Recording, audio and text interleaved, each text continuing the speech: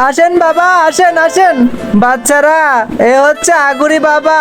আমাদের স্কুলে বেরিয়া ভূত যা আছে সবগুলোকে তাড়িয়ে দেবে। বলেন বাবা, আমাদের স্কুলে কি কি সমস্যা হচ্ছে আমি এখনই বলে দিচ্ছি। রিং বিরিং টিরিং যা প্রজাপতি উড়ে যা। আরে আমি জেনে গেছি, তোমাদের স্কুলে এক বড় খাতারনাথ বেরিয়া চলে এসেছে। আর ওই বেরিয়া তোমাদের কারো মধ্যেই আছে। বেরিয়া কে? আর আমি বলে দিচ্ছি বেরিয়াটা কে। ভূম ভোলানাথ হই হই।